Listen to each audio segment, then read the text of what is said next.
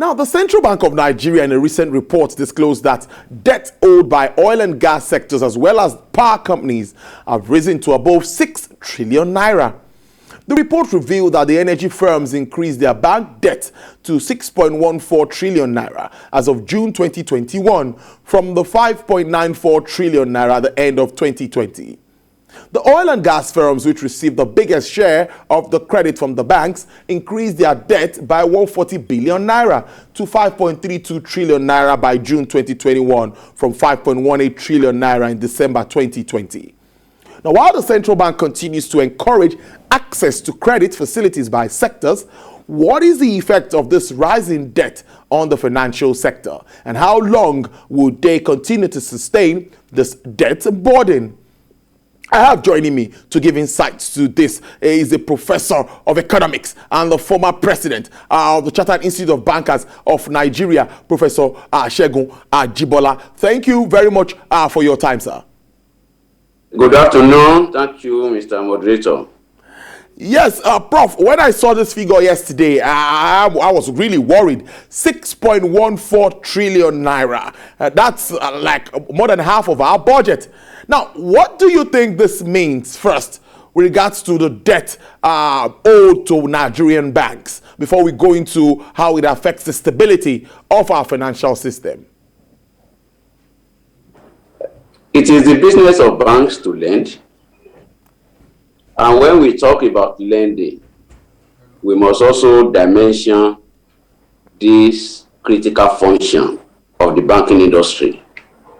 First, oil and gas and power sector combined. That's a very critical segment of our national economy, even our national life. And if we note what has been happening in recent times, the power sector was unbundled. And when we talk of power sector, let's not forget, we have power generation, we have transmission, we have distribution. And when you unbundle such a critical sector of the national economy, it comes with challenges of re-engineering, reinvigorating, redefining, reshaping, and reconstructing. New machinery, new equipment, new technology, new skill sets. All this costs money.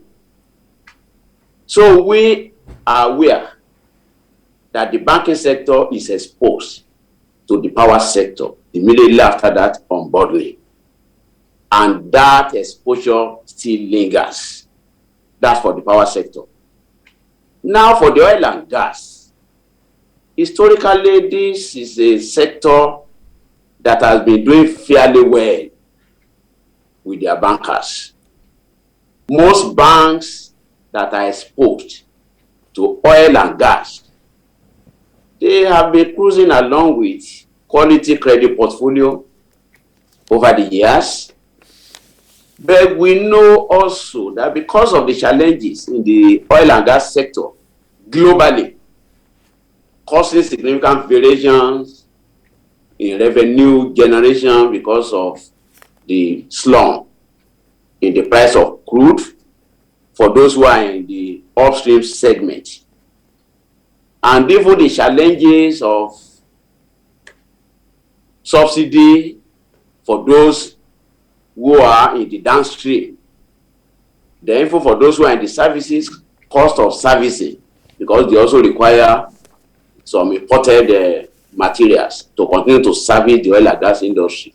So we've seen some challenges in recent times, which might have necessitated some hiccups, some slowdown in debt servicing.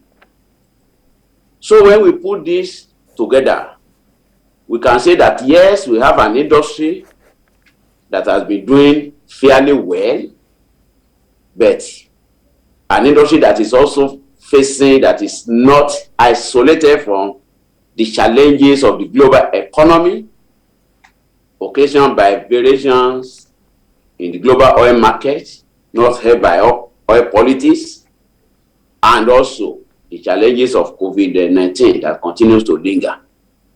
So all this combined, we can say that maybe as of today, the banking sector may not have the best of time they used to have with that segment of our national economy.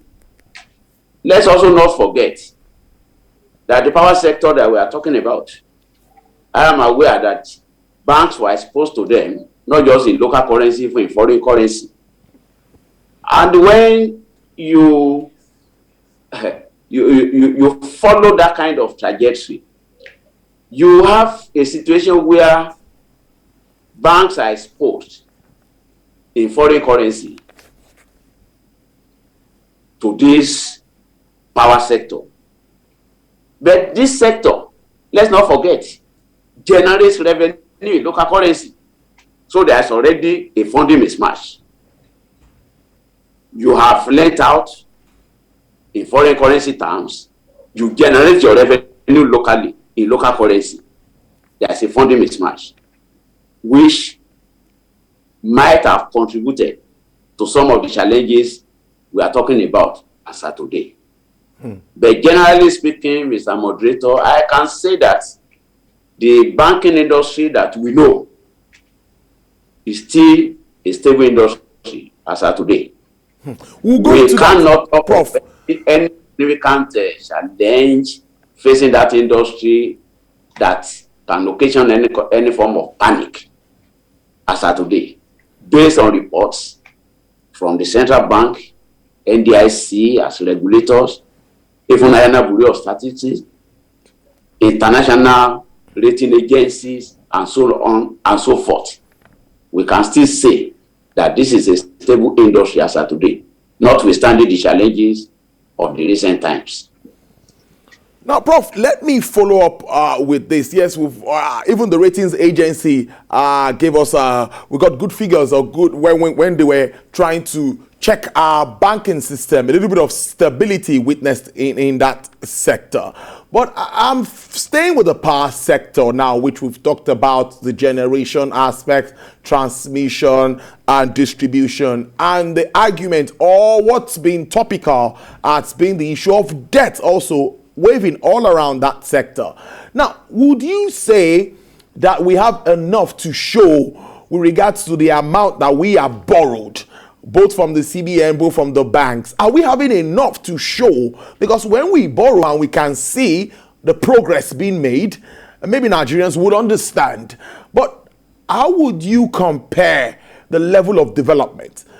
Then on the oil and gas side, we also have the PIA, which is now law. Do you think this would also have any effect on maybe pre-investments or already investments that are already on ground? Well, like I said, that we dimension the issues. Let's first of all go to the power sector. Yes. And the question is, have we received value for all the efforts, all the resources, including funding that have gone into the re-engineering, the unbundling, the recreation of the power sector in Nigeria?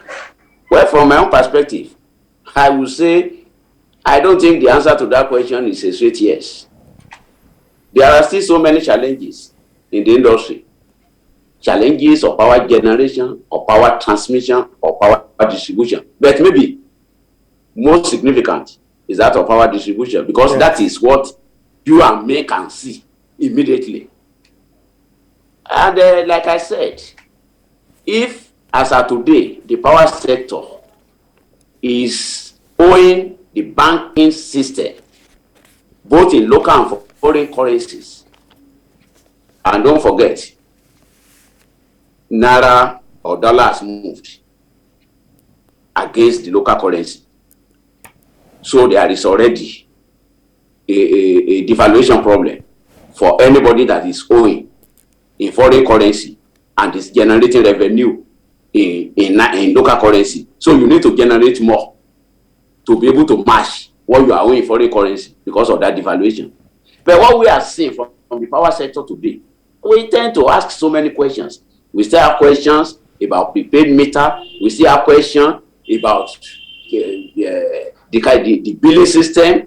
We still have questions about even the distribution, about who has responsibility for what. Communities still crying about the lack of adequate transformers to distribute electricity despite that they are paying, and so on and so forth. So I think the power sector that we have in Nigeria today is still a sector that still needs to go back to the drawing board and see how they can serve the economy better. Either we are talking about the household, or we are talking about the firms, or we are talking about the government. These are the three agents, economic agents in any economy. And I am not sure any of the three is duly satisfied, is laughing today when it comes to the issue of power in Nigeria. So the discourse, the regulator, they still need to go back to the drawing board. Otherwise, that funding mismatch that I talk about will linger, and the banks may start paying in terms of non-performing credit, in terms of provisioning from the power sector. So there is need to redefine, to rework the entire architecture in terms of power sector in Nigeria. I don't think the economy is getting the best from that sector as of today. Now, for oil and gas, like I said, that's a sector that has been doing fairly well. And I mean, as a practitioner myself, we used to envy the contribution of the the contribution of oil and gas to the bottom line of many banks in the past. And I'm not sure the story has shifted significantly, save some of the recent challenges of slump in price for those who are heavily exposed. Operators in the upstream segment who are heavily exposed to the banks, may be having some challenges of meeting up, and the COVID-19 pandemic that has also thrown so many frontline buyers, partners, buyers of crude into some challenges. I think that is a sector that has done significantly well. Even the downstream, save again the confusion, or maybe not the confusion, the debate and the challenges that have come in terms of subsidy and in terms of having to now liaise directly with NNPC as sole importer.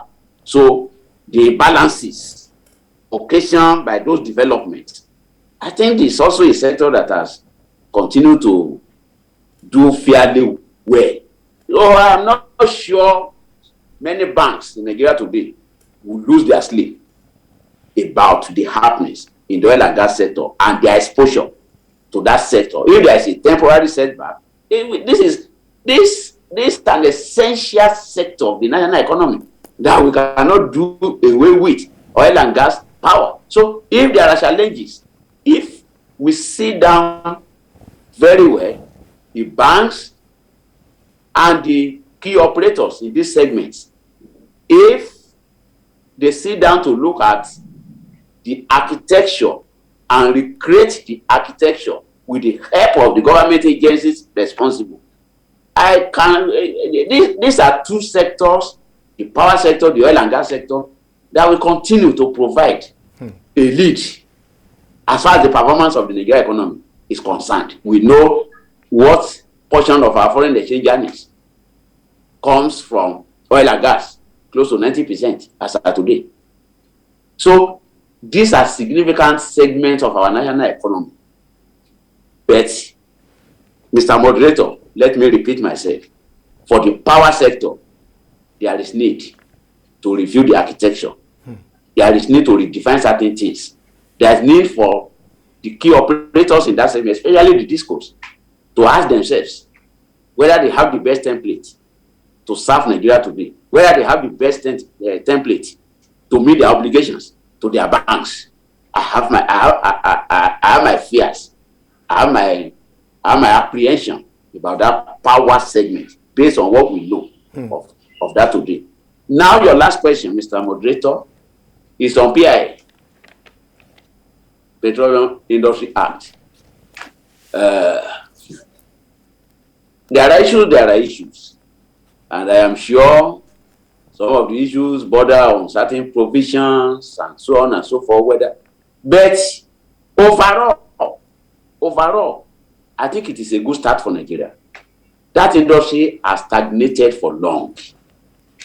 So even if there are agitations for review of certain provisions, certain segments of that act, it is good that we are starting from somewhere. And we can always improve on what we have as of today. So I think that industry is in a better state today with the Petroleum Industry Act than what we've been having, where the industry has stagnated, foreign investors continue to show apprehension. Some of the things that have been developed, especially with the onboarding of NNPC, I think that is a significant development in this environment. So I would rather say, let's start with that. And as time goes on, the industry, the happenings, the activities, the realities will show where we need to touch in PII, Petroleum Industry Act, as a country. But it's a good start. Let's wrap up on this note. Prof, do you think the central bank can sustain its prudential regime to bring non-performing loans below 5% prudential benchmark with all of these challenges? The reality is that 5% has always been a challenge. And I think the reports we have today will not say that the prudential limit of 5% has been achieved, or that is the industry is even close to that. Either we are talking about deposit money banks, merchant banks, or microfinance banks. Overall, I don't think so. But you see, it's something banks need to work towards. The 5% prudential limit is a very good, helpful policy pronouncement, policy guideline from the authorities. So banks need to continue to work their non-performing loans downwards. But mind you, the state of health of the banking system is dictated by the state of health of the economy itself. Because when the economy is challenged, when key sectors who are key borrowers from the banks, if there are challenges there, either internal or external, and the business is hamstrung, it impairs ability to perform, ability to generate revenue, ability to generate cash flow, and meet their obligations with their banks. So as we are talking about central bank being able to sustain that prudential limit, we should also be praying for the economy, that the economy will continue on its good trail. The economy will continue to bounce back. We are out of recession, and that will continue in that trajectory and improve on the performances we have seen recently, especially in the last quarter, second quarter of this year. So if the economy is okay, the banking industry will be okay. The causality is always a question of debate, even in economic literature. You see, the banking system that determines the overall state of health of the economy, or the overall state of health of the economy determines the state of health of the banking industry. So it's a question of causality. It works both ways. So we cannot sever the banking system from the state of health, which is the measuring barometer for the economy as a whole. We cannot sever it. So I think the Central Bank of Nigeria is doing its best to police the banks, to ensure that the banks meet up prudential requirements, and the banks are in a position to protect depositors' funds and shareholders' funds. That is the job of a regulator like Central Bank of Nigeria. But beyond that, the banks themselves need to work hard to maintain standard. The other segments of the economy, other stakeholders in the banking industry also need to do their bits, including government, by providing conducive environment, by working up the ease of doing business in this environment. Those are things that will eventually determine the happiness in the banking industry. All right, it's a good way to leave it there. I'll be speaking to Professor of Economics, Caleb University. Imota is also the former president of the Chartered Institute of Bankers of Nigeria, Professor Segun Ajibola. Thank you very much for your time, Prof. Thank you very much, Mr. Moderator.